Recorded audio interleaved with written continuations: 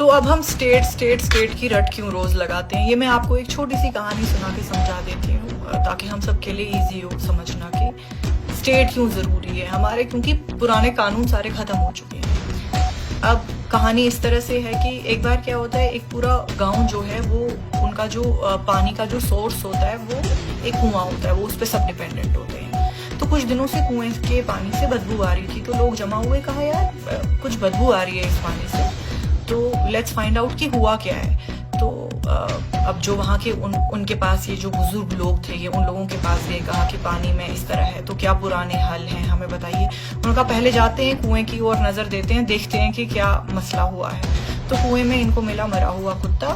तो अब इन्होंने इन बुजुर्गों से पूछा कि क्या इलाज है, अब किस तरह जो है ये साफ किया जा सकता है कुआं। तो उन्होंने कहा आप पहले कुत्ता निकाल दीजिए, उसके बाद आप रोज 40 बाल्टी पानी 40 दिन तक निकालिए, तो कुआं धीरे धीरे खुद साफ हो जाएगा, क्योंकि नीचे से जो नया नया स्प्रिंग वाटर आता रहेगा उससे ये ठीक रहेगा।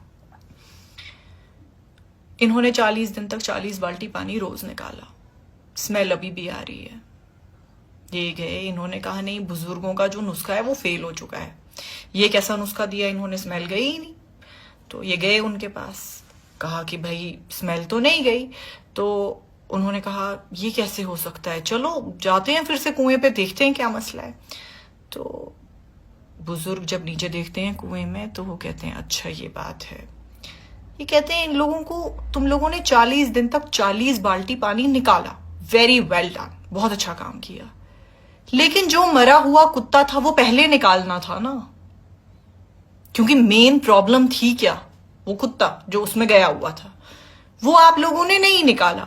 इसी तरह रोज जो है GOI ने हमें, बात करना चाहूंगी जम्मू कश्मीर की मौजूदा हुकूमत के बारे में, जिसमें हमने अपना भरोसा दिखाया, हम सब निकले, हमने वोट डाला, लेकिन बहुत अजीब बात है कि जम्मू कश्मीर की आवाम के वोट की मुझे नहीं लगता कि कोई कदर है गवर्नमेंट ऑफ इंडिया को, क्योंकि जिस तरह हमारे हुकूमत को ट्रीट किया जाता है, जिस अजाब में उन्हें काम नहीं करने दिया जाता है, ये सारी कहानी बयां कर देता है कि किस तरह इनके जो मकासद हैं वो मेरे ख्याल से सही नहीं है, the intentions are not pure. तो और आज जो लोग चेस्ट बीटिंग कर रहे होते हैं, ये वो इस तरह उस तरह, अरे आप ही लोगों ने तो लाया इनको, दरवाजा खोल के दिया इनको, सेक्रेटेरिएट में बिठाया इनको, बताया इनको कहाँ पे कैसे किस तरह क्या करना है, और इन्होंने हमारा यहाँ सब खत्म कर दिया।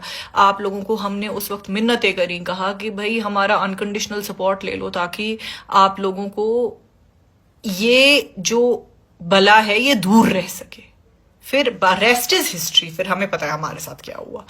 तो 209 कानून उस दिन रिपील हुए 5 अगस्त 2019 को, जो न्यू रीऑर्गेनाइजेशन एक्ट 2019 जो बनाया गया, उसमें 209 जम्मू कश्मीर के कानून जो है वो खत्म हो गए। मतलब ये जो सिस्टम है सारा ये नया है।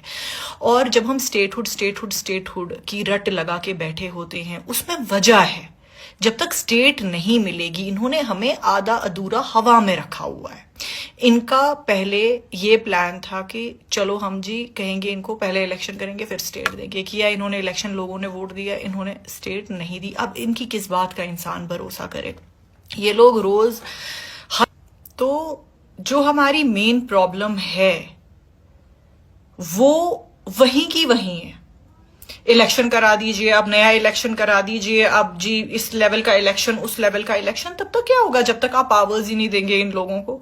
आप लोग खुद ही फैसले ले रहे हैं, आप लोग अभी तक हमें ही इस्तेमाल कर रहे हैं हर जलसे में, अभी तक बोल रहे हैं 370 हटाया, 370 हटाया। यूपी वाला भाई और बिहार वाला भाई बोल रहे हैं हाँ आप लोगों ने हटाया, बट भाई मुझे क्या मिला वो हटाने से।